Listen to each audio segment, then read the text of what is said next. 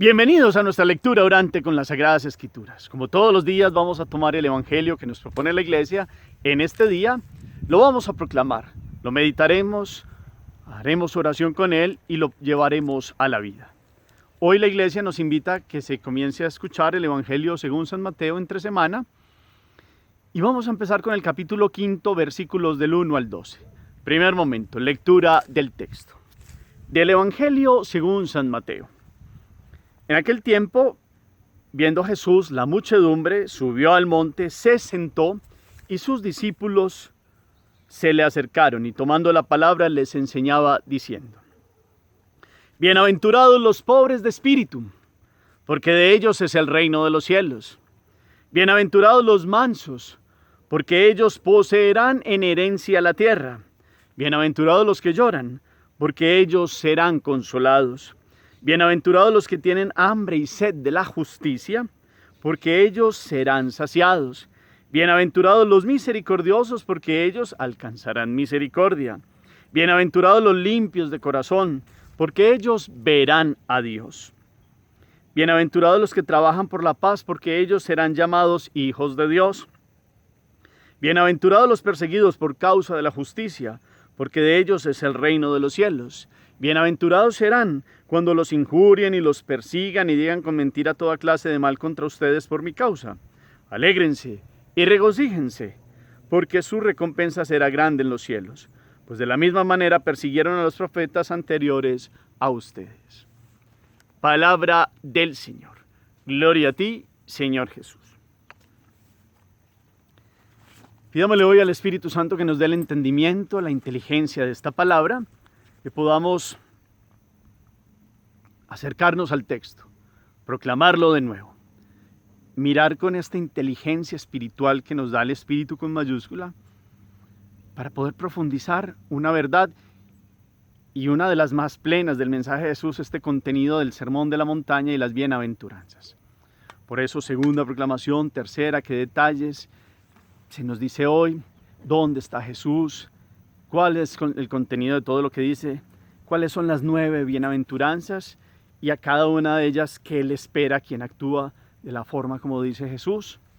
¿Quiénes son aquellos que son verdaderamente dichosos y felices? Según el reino de Dios, según la perspectiva de Dios y no tanto la perspectiva humana. Todos los detalles que nos llaman la atención, qué palabras inclusive nos confunden o no comprendemos, también las podemos escribir para pedirle al Espíritu que venga y nos dé como la claridad de este texto y que esta riqueza tan grande de esta revelación del Sermón de la Montaña venga hoy a darnos el gozo y la plenitud de hijos de Dios. Segundo momento, meditación. Entre semana veníamos escuchando el evangelista Marcos, ya comenzamos desde el capítulo 5 a escuchar a Mateo. Mateo tiene un evangelio muy rico en lo que Jesús hizo y lo que enseñó, sobre todo doctrinalmente tiene 5 grandes discursos.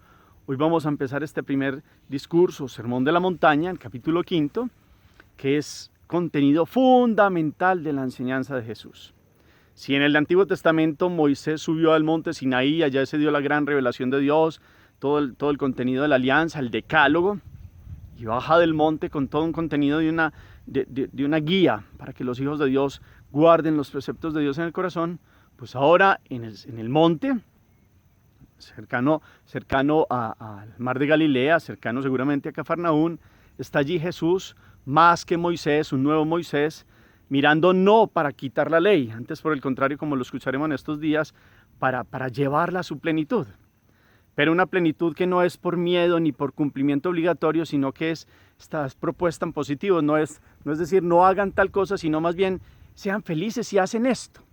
Ese es el piso que nos da hoy, el trasfondo que nos da hoy la celebración de esta lección divina, de esta palabra. También en escuchar la proclamaremos en la Eucaristía y la llevaremos hoy a toda nuestra vida. Por eso Jesús viene a mostrar cómo esa ley que se dio desde antiguo tiene otro sabor y otro contenido si se da más, si se va más allá, si se vive verdaderamente con un corazón que ama. Por eso vamos mirando cuál es el contexto. Jesús sube al monte, están los discípulos y empieza a decir: bienaventurados los pobres en el espíritu.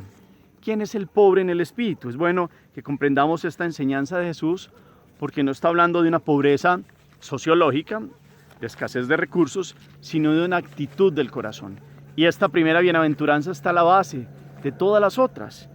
Y viene Jesús a mostrarnos cómo para Dios lo más importante es la disposición del corazón de los hijos de Él.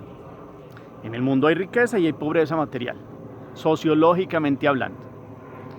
Y puede haber pobres en el espíritu, tanto como ricos sociológicamente hablando o como pobres sociológicamente hablando. Aquí la situación es cómo vive el que tiene bienes y cómo vive inclusive el que no tiene los bienes. Cuál es su cercanía a Dios y qué hay en el fondo de su corazón. Aquí la claridad la pone es pues el rico que vive para su riqueza, ese no es pobre de espíritu porque tiene su corazón puesto en la riqueza. También el pobre que vive odiando al que tiene, ese no es pobre de espíritu porque vive en la envidia, en la rabia y en la ira. Es pobre de espíritu, es decir, el que confía totalmente en Dios, es la expresión fundamental de esta bienaventuranza. Inclusive teniendo bienes, y aún puede tener muchos bienes, pero los comparte y da con alegría. Ese es un rico materialmente que es pobre de espíritu porque su confianza no está puesta en los bienes, está puesta totalmente en Dios. Y los bienes y su riqueza se vuelven un medio para ganar la santidad porque ayuda a manos llenas y tiene un factor multiplicador que vendrá con toda la bendición de Dios.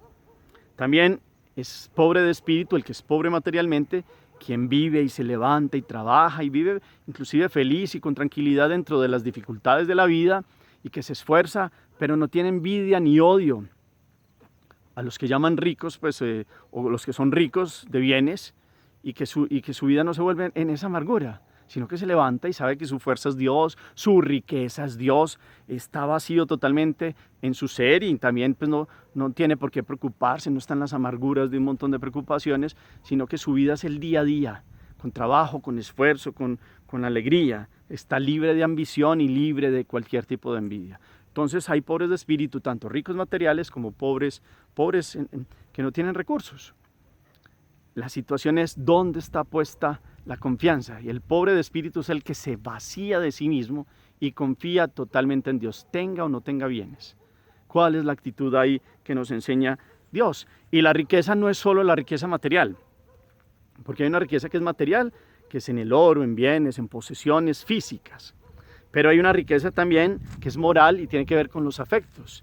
Inclusive también tiene que ver con las capacidades intelectuales, con los cargos públicos que uno tenga, con los lazos de sangre por los familiares. Esas son riquezas también dentro del campo moral. Y esas también se pueden utilizar mal. Porque en el hombre todo lo que se vuelva una pasión desmedida se convierte en una idolatría. El pobre de espíritu confía totalmente en Dios y no tiene ni ídolos materiales, ni ídolos afectivos, ni de puestos, ni de cargos, ni de honores humanos que quiten la centralidad que tiene Dios. Porque el primer mandamiento es a Dios, amar a Dios sobre todas las cosas y unido al prójimo como a ti mismo, a ti mismo. El amor superior es a Dios con todo el ser, con todo el ser. No puede haber limitaciones, no puede haber ni cosas, ni situaciones, ni cargos, ni afectos que se pongan en el centro de Dios. Entonces es el que pone totalmente la confianza en Dios. ¿Cuál es el camino del pobre de espíritu? Conquistar a Dios. Su riqueza es Dios. Tenga o no tenga bienes, lo acabamos de decir. Su riqueza es Dios. Y entonces se despoja de todo para ser más libre.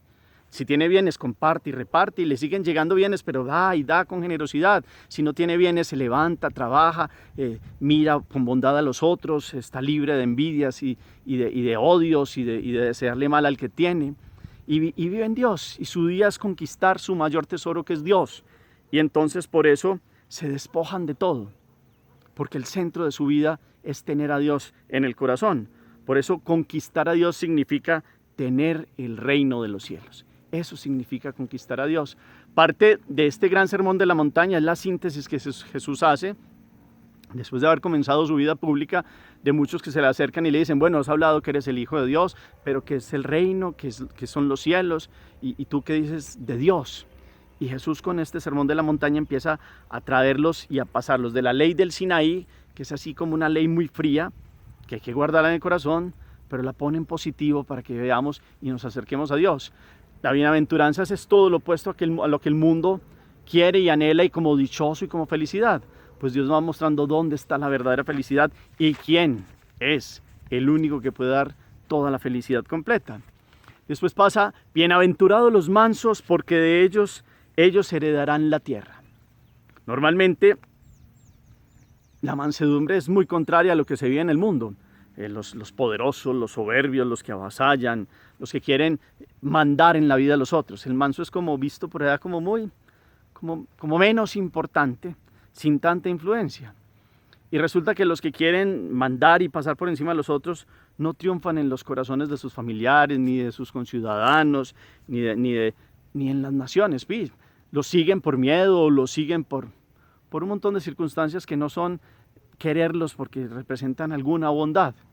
El que verdaderamente es manso, es decir, está lleno del amor de Dios y es humilde, reconoce su grandeza porque es hijo de Dios, ese se gana los corazones de los otros. Ese verdaderamente es todo lo contrario a los iracundos, a los prepotentes, a los llenos de sí mismos.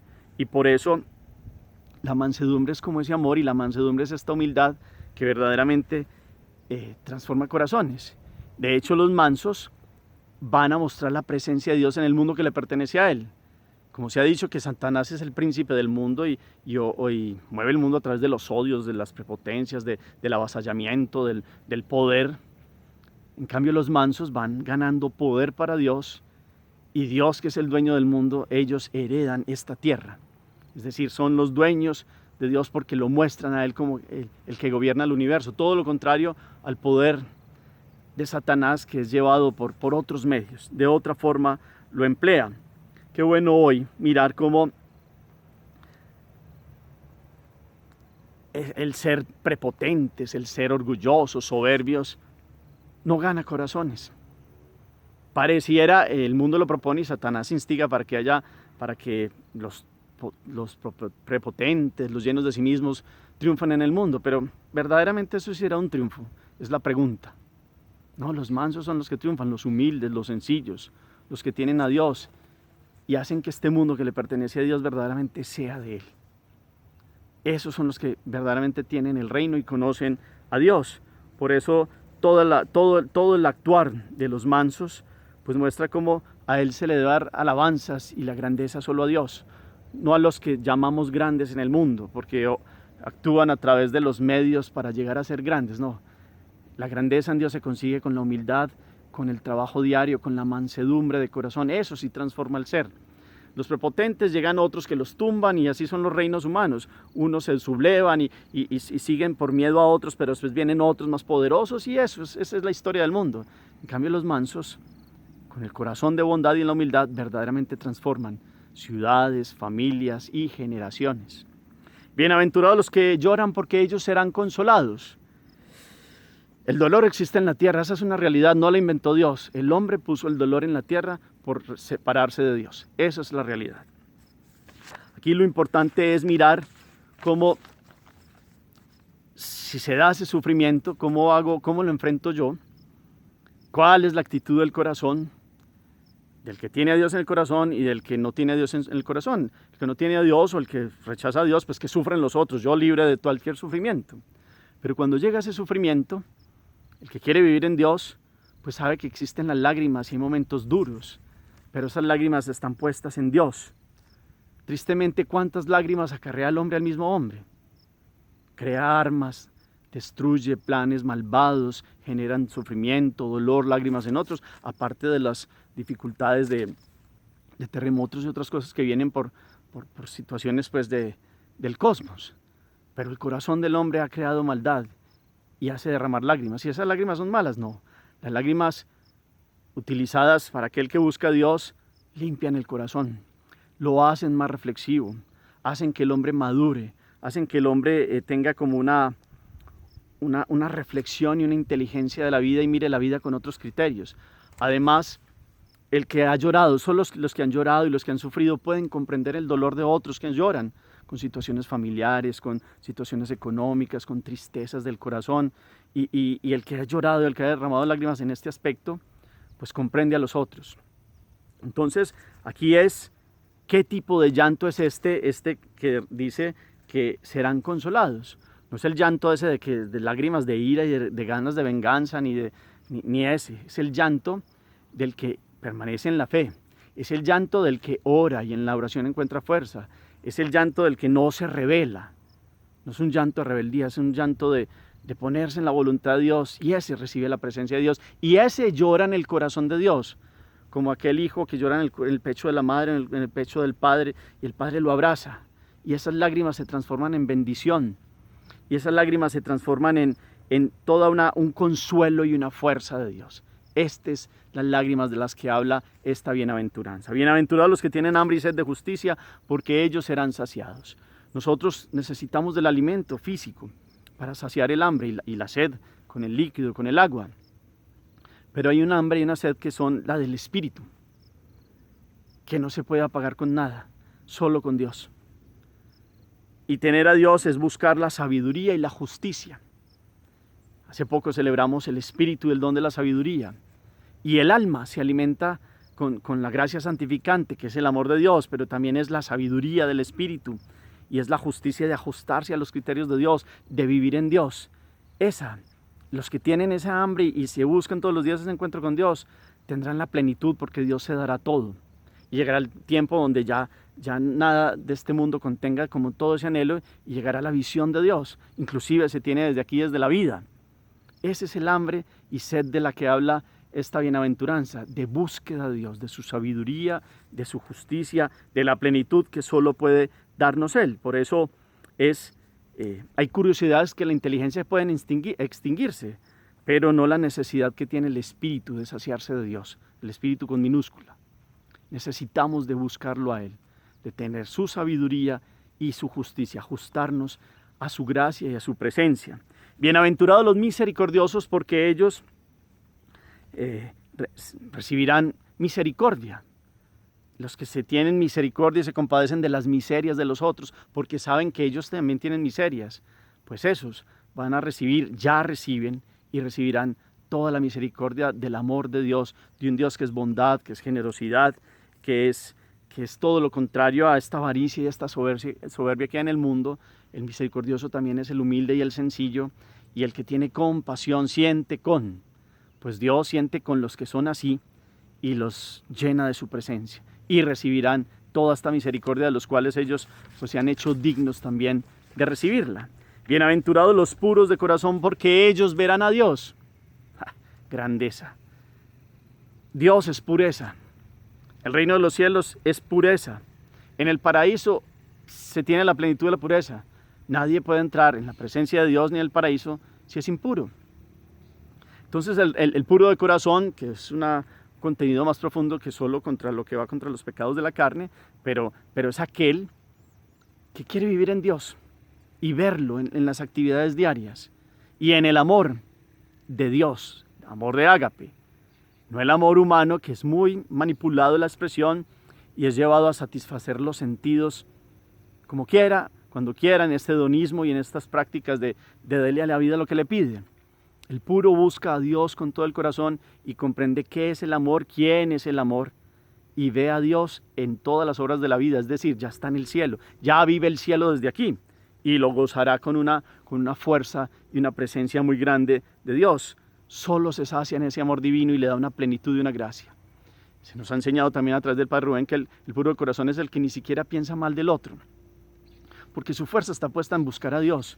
Quiere verlo ya, quiere sentirlo ya, y Dios se le muestra, Dios se deja ver, y Dios entonces le da toda una característica que los hace santos, sabios y fuertes, y los llena en sus labios de palabras santas, y también toda la fuerza las asume con toda una fuerza de Dios. Todo lo que el puro de corazón hace, tiene la fuerza y la presencia de Dios.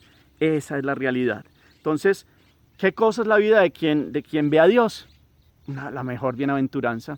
Entonces, ¿para qué querríamos privarnos de un premio tan grande por una fétida impureza? Podríamos pensar. Impurezas del mundo. vivir y darle al cuerpo y al desorden que habita hoy en el mundo, desde la pornografía, desde el montón de cosas que llaman amor, que no es amor. ¿Por qué privarnos de la bienaventuranza más grande, que es ver a Dios desde ya, tenerlo en el corazón? Y entonces, bienaventurados los que trabajan por la paz, porque se llamarán hijos de Dios. La paz es amor, la guerra es odio. Dios es paz, Satanás es odio. Así de sencillo. Entonces, el mundo está lleno de espíritus irascibles, la ira, uno de los pecados capitales, y aquellos que quieren generar tempestades y destruir. En esos no está Dios, y no se podrían llamar hijos de Dios. Tampoco se podrían llamar hijos de Dios aún los que no promuevan esas iras, pero se queden quietos y no hagan nada para transformar esas realidades de violencia. El que está lleno de Dios, inclusive sin decir palabras, muestra la presencia de Dios. El pacífico difunde la paz aún sin palabras, pero también con sus palabras, sus gestos, con todo su ser, muestra cómo se trabaja por este reino de Dios que es paz. El amor es paz, amor es Dios, el odio es Satanás. Tendríamos que mirar si promovemos estas iras y estas tempestades y queremos la destrucción y la guerra y la violencia, o trabajamos desde el amor y la paz que Dios da en nuestro corazón para podernos llamar verdaderamente hijos de Dios. Imagínense que Dios nos pueda decir a uno hijo. Lo somos por el bautismo, pero efectivamente lo somos por nuestras acciones. Tendríamos que mirar cada uno de nosotros. Bienaventurados los perseguidos por causa de la justicia. Y esta justicia, como querer ser justos, rectos delante de Dios, buscarlo a Él. Pues aquí uno se pone a mirar cómo la bondad de uno hace aparecer más mala la perversidad del malvado. Cuando un malvado se acerca a alguien que quiere vivir en rectitud, pues se ve más clara la maldad, como la contraposición de las tinieblas y la luz. Y entonces la fe del creyente hace aparecer más viva la hipocresía del falso. Todas estas bienaventuranzas se dieron en la vida de Jesús. Cuando Jesús empezó a hablar, fue piedra en el zapato, y Él, que es la luz, pues los otros, las tinieblas de los otros se veían ahí con las intenciones del corazón perversas. Y eso le pasa al que sigue a Jesús. Su fe hace que aparezca más viva la hipocresía y la mentira de otros. No por creerse más buenos, no, porque el que sigue a Jesús es humilde, pero es una constatación real. Aparece la mentira y la falsedad, y viene la persecución. Entonces, ¿qué pasa? No pueden los injustos menos de odiar al que con su modo de vivir es un constante testimonio de justicia, rectitud delante de Dios. Y entonces se enfurecen contra los que aman la justicia, los que quieren caminar en rectitud delante de Dios. Viene la persecución, vienen todas lo que Jesús inclusive también en otras citas bíblicas nos previene del que lo quiera seguir.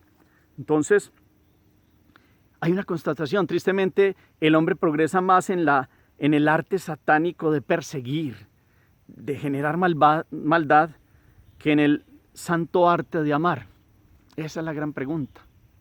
Santo arte de amar. Pero el mal parece que avasallara, el bien se difunde en silencio. Pero ¿cuánto cuesta al ser humano el amar y el vivir en rectitud? Y cuando no se vive en ello, pues viene la rabia y el odio porque otros sí actúan bien. Y los que quieren vivir en Dios muestran la verdad, no la mentira. Y la mentira sale al descubierto y viene la reacción del violento por sacar a aquel que le denuncia su pecado. Y la novena es: bienaventurados si los ultrajan, o si me ultrajan y calumnian. Calumnian porque nos persigan, digan con mentira toda clase de mal contra nosotros por la causa de Jesús. Y dice Jesús: alégrense y regocíjense, porque su recompensa será grande en los cielos, pues de la misma manera persiguieron a los profetas anteriores a ustedes. Entonces procuremos porque los nombres de nosotros estén inscritos en los reinos de los cielos. El que sigue a Jesús puede recibir ultrajes, calumnias. Esta bienaventuranza va unida a la anterior. Ultrajes, calumnias, querer sacarlos del medio en contextos inclusive familiares, sociales, laborales, muchas situaciones, no por creerse mejores, pero el que sigue a Dios sabe que hay un mundo que pregona no la rectitud en muchas de sus formas, y puede acaecerle pues persecución y ultrajes y calumnias, pero comprende que así como persiguieron a los profetas y a otros que siguieron a Dios, o que por lo menos en su corazón fueron rectos, pues viene una fuerza y una gracia de Dios y una presencia de Dios que sostiene a aquellos que son ultrajados y perseguidos.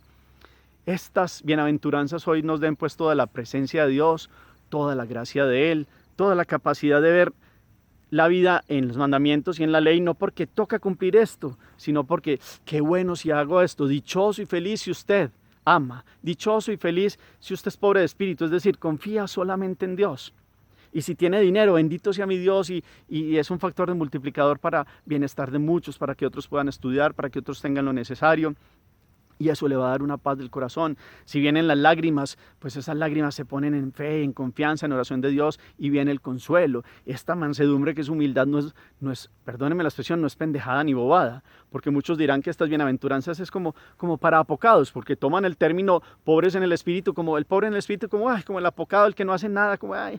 No, el pobre en el espíritu es un valiente, es un lleno de Dios, pone su confianza en Dios y actúa todos los días firmemente en Dios. No es menos, es más para Dios. Como los criterios del mundo son distintos a los de Dios, pues eso lo tenemos que hablar claramente hoy. Y hay una felicidad, y hay un gozo, y hay fuerza para todos los días, quien pone su confianza en Dios. Y si vienen estas situaciones que nos presentan las bienaventuranzas, pues levantemos la cabeza, busquemos la santidad, cuidemos el alma que debe estar llena de la gracia santificante de Dios y hace que tengamos su luz y nos apartemos de todo aquello que nos genera perversidad y maldad en el corazón. Alegrémonos hoy con esta gran revelación y hagamos oración. Bendito seas, Señor, en este día por esta luz que nos das en tu palabra. Te amamos, Señor, te bendecimos y te glorificamos. Te pedimos, Señor Jesús, y te damos gracias porque proclamándonos dichosos devolviste la dignidad del reino y la esperanza a los que el mundo tiene por últimos e infelices, a los pobres, a los humildes, los que lloran y sufren, los que tienen hambre y sed de fidelidad a Dios, los misericordiosos que saben perdonar a los demás, los que proceden con un corazón limpio y sincero, los que fomentan la paz y desechan la violencia, los perseguidos por servirte a ti y al Evangelio. Tú eres el primero que realizaste este programa y tu ejemplo nos anima a seguirte hasta el final. Tú eres nuestra fuerza, bendito seas por siempre, Señor. Amén. Cuarto momento, acción. Vivo las bienaventuranzas. Podría decir que mi vida es dichosa, mi vida es plena en Dios. Soy pobre de espíritu o he puesto ídolos en mi corazón, porque donde está tu tesoro, ahí está tu corazón. Entonces las riquezas, los bienes, inclusive los afectos. ¿Qué desórdenes hay ahí? Y he puesto ídolos donde Dios tendría que ser el centro. El pobre de espíritu, el que pone su confianza en Dios. El pecado no es tener bienes. No, bendito sea mi Dios. Qué buena la providencia. Pero ¿cómo se utilizan? ¿Y cómo se hace de estos medios ganar más santidad? El pecado no es ser superinteligentísimo. Hay que tener cuidado con humildad y no volverse soberbio y cómo la inteligencia mía puede ayudar a otros a salir adelante. El pecado no es tener familia, ni amigos, ni tener riqueza en afectos. Es cómo manejo los afectos. El pecado no es como llama el mundo los bobitos, los pobres, los apocatados por allá, los que no son vivos a la manera del mundo, no. Antes el humilde y el sencillo, el que no llama la atención, ese está lleno de la plenitud de Dios. Entonces, ¿qué bienaventuranzas he podido vivir en mi vida? ¿Cómo hago que los mandamientos no sean porque tocan, sino más bien feliz si busco a Dios, feliz si amo, y si amo, voy cumpliendo todo y voy viviendo más allá? Ese es el espíritu de las bienaventuranzas. El Señor los bendiga, los llene de su paz y de su gracia en el nombre del Padre y del Hijo y del Espíritu Santo. Amén. Feliz día para todos.